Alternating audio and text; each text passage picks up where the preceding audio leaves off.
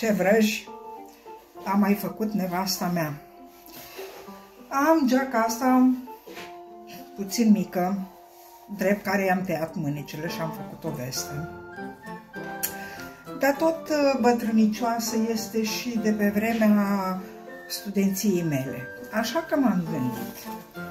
S-ar putea să o mai rup, dar ruptul nu e prea comun acum.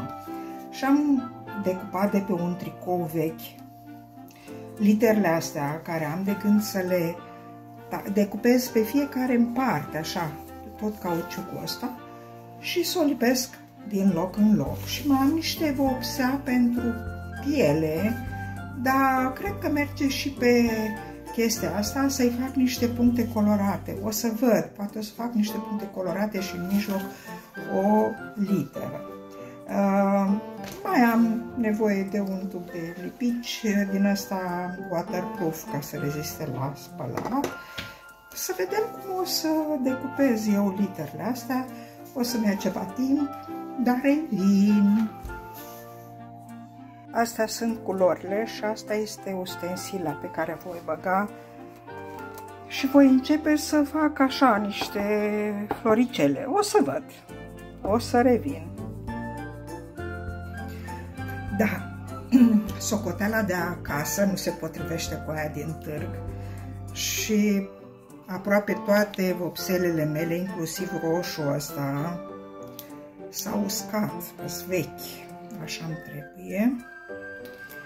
Așa că geaca mea va fi ciudată, doar cu nuanțe de galben și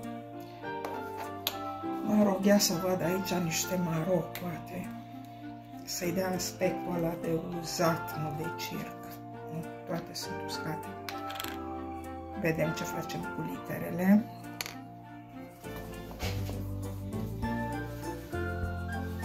Asta este așa un stadiu intermediar de circăriță.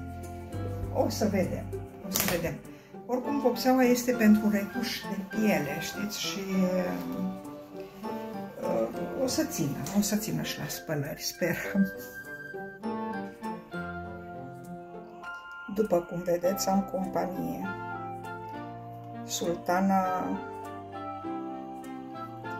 mă urmărește foarte atent să vadă ce fac eu cu toate ustensilele astea. O să trebuiască să folosesc și niște silicon special.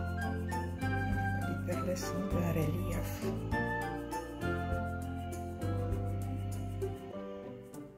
Vorba aceea, ori le stric, ori le fac haioase pe toate.